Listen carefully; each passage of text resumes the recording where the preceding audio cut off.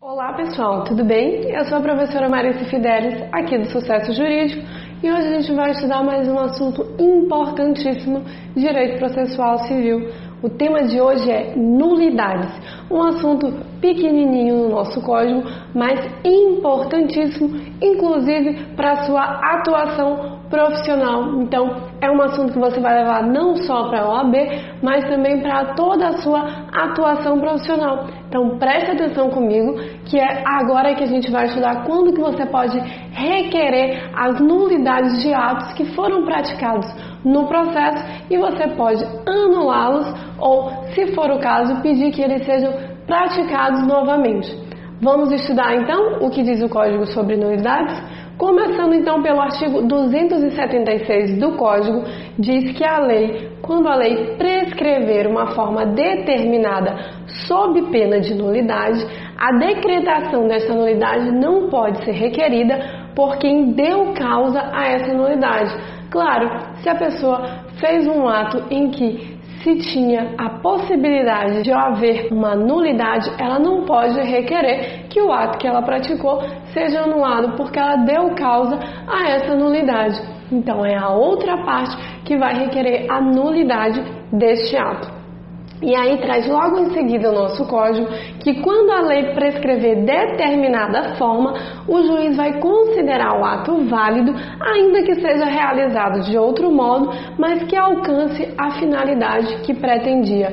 Isso aí a gente repara logo que o código faz questão de pontuar a eficiência processual, isso é, o aproveitamento de atos. Todos aqueles atos que puderem ser aproveitados, que ainda que tenham sido praticados de formas diversas daquela prescritas por lei, mas que tenham sido realizados e tenham alcançado a finalidade delas, não tenham trazido prejuízo para as partes, eles vão ser aproveitados, vão ser considerados válidos. Então aí a gente vê o princípio da eficiência processual e também o princípio da instrumentalidade das formas, ou seja, as formas elas são um instrumento para a prática de um direito, então para assegurar um direito fundamental, um direito processual. Se isso é observado, ainda que não seja feita pela forma prescrita, ele vai ser considerado válido se atingir a finalidade e, claro, se não prejudicar as partes. Olha lá, a nulidade dos atos, diz o nosso código, que ela deve ser arguída na primeira oportunidade que couber à parte falar nos autos sobre pena de preclusão. Então, sempre que houver um ato que você quiser alegar a nulidade dele, no primeiro ato, ou seja, na primeira oportunidade seguinte a esse ato nulo que você for alegar, você tem que alegar a nulidade, senão ele vai precluir. Menos em duas hipóteses, olha lá as exceções. Não se aplica quando o juiz tiver de decidir de ofício essa nulidade. Então, ainda que você não requeira, não suscite essa nulidade de um ato, mas que seja uma nulidade que o juiz deva de ofício decretar, ainda que você não fale na primeira oportunidade, o juiz pode depois decretar essa nulidade desse ato que foi praticado de modo inválido. E também ela não prevalece provando à parte um motivo legítimo, um impedimento legítimo. Então, se você consegue provar que você não suscitou a nulidade no ato primeiro que lhe cabia falar, mas você apresenta um legítimo motivo, um legítimo impedimento, você também pode depois requerer a nulidade desse ato. Correto? Olha só. É nulo o processo, diz o artigo 279 do Código, que é nulo o processo quando o membro do Ministério Público tiver de intervir e não for intimado, não for citado para acompanhar o feito. Então, se ele devia acompanhar e ele não integrou a lide, o processo inteiro vai estar maculado, vai estar viciado e, portanto, vai ser nulo. Se o processo tiver tramitado sem conhecimento do Ministério Público, o que deve fazer o juiz? Ele vai invalidar os atos praticados a partir do momento que deveria ter sido intimado o Ministério Público. Claro que existem processos em que o Ministério Público só vai intervir quando houver necessidade. E pode ser que essa necessidade só seja verificada no curso do processo, então depois de já praticados alguns atos. Quando isso ocorrer, o juiz vai invalidar os atos que foram praticados depois de quando o Ministério Público deveria intervir, e só a partir do momento que o Ministério Público integrar a causa é que vão ser realizados novamente os atos que o Ministério Público deveria acompanhar, deveria intervir. A nulidade ela só será decretada, como a gente viu, olha mais uma vez aí o princípio da economia e o princípio da instrumentalidade. A nulidade ela só vai ser decretada se após a intimação do Ministério Público ele se manifestar dizendo que houve prejuízo. Então, se o Ministério Público foi intimado, ainda que depois de quando ele deveria ser intimado, mas ele teve acesso aos autos do processo e verificou que não houve nenhum prejuízo, apesar de eu ter sido intimado anteriormente, mas não houve nenhum prejuízo à parte, não houve nenhum prejuízo à sociedade. Então, se inexistiu prejuízo, pelo princípio da instrumentalidade, o que vai fazer o juiz? Ele vai aproveitar, vai validar esses atos, e só aqueles em que houve efetivamente prejuízo é que o juiz vai decretar a nulidade, e aí sim o Ministério Público vai intervir e realizar novamente esses atos. As citações e intimações que a gente estudou nas aulas passadas, lembra lá? Elas vão ser nulas quando elas forem feitas sem observância das prescrições legais. A gente viu lá que as citações e as intimações, as comunicações em geral, elas têm requisitos, elas têm determinadas formas de serem praticadas.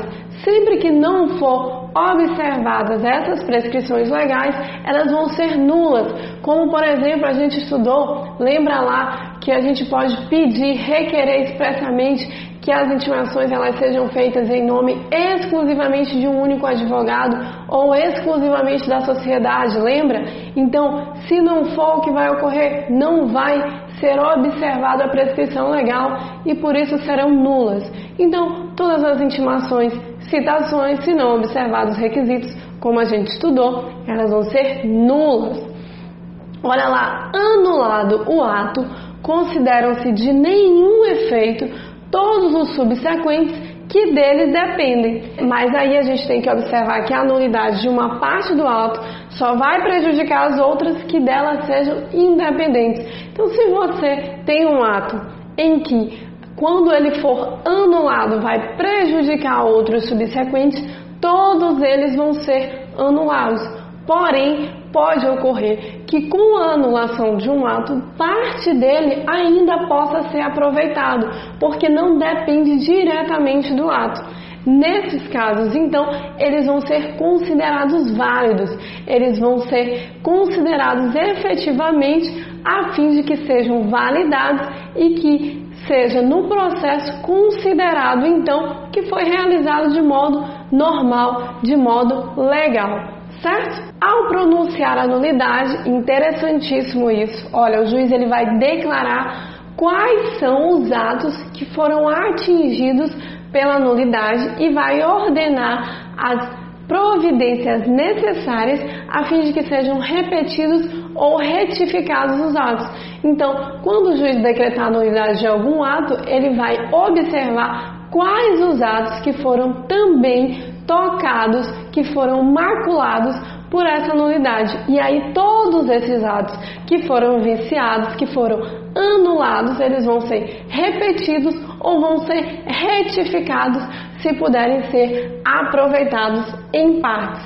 Olha lá, o ato diz, o código diz, não será repetido, nem sua falta será suprida quando não prejudicar a parte. Então, a gente tem visto durante todo o estudo das nulidades o princípio da instrumentalidade. Se não houver prejuízo às partes, o ato vai ser aproveitado, vai ser validado. Quando o juiz puder decidir o mérito, olha que importante, a favor da parte a quem aproveite a decretação da nulidade, o juiz não vai pronunciar a nulidade, nem vai mandar repetir o ato ou suprir-lhe a falta.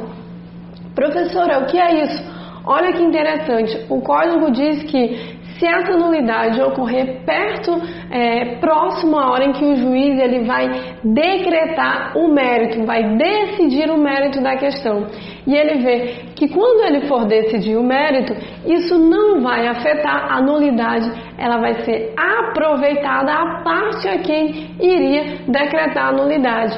Se o juiz for decidir o mérito a favor dessa parte que foi prejudicada pelo ato nulo, então ele não vai provocar essa nulidade, não vai decretar essa nulidade, nem vai fazer com que os atos sejam repetidos ou retificados, porque na decisão de mérito ele vai então decidir a favor dessa parte que foi prejudicada. Logo, não faz sentido repetir todos os atos se a decisão de mérito já é a favor da parte que foi prejudicada, certo? Diz também o nosso código, olha, na sequência, o erro de forma de processo acarreta unicamente a anulação dos atos que não possam ser aproveitados, devendo ser praticados os que forem necessários a fim de se observarem as prescrições legais. Então, mais uma vez aí, o princípio da instrumentalidade, da eficiência processual. Então, aproveitar todos os atos que forem realizados a fim de que não se repitam, de que não se retifiquem atos desnecessariamente. Então, sempre que for decretada uma nulidade, vai ser unicamente aqueles atos que foram prejudicados e que não puderem ser aproveitados, certo? Dar-se-á o aproveitamento dos atos praticados, desde que não resulte prejuízo à defesa ou a qualquer das partes. Então, o princípio da nulidade, o título que vem tratar do Código Civil sobre nulidades vai estar sempre pontuando como a gente viu esse princípio da instrumentalidade, de modo que você tem que ter em mente que sempre que um ato puder ser aproveitado, não causar prejuízo às partes, ele, ainda que tenha sido realizado de um modo que não seja o prescrito em lei, ele vai ser aproveitado, ele vai ser validado. Então, sobre nulidades, isso é tudo, pessoal, e eu fico esperando vocês aqui no Sucesso Jurídico para uma próxima aula. Até lá!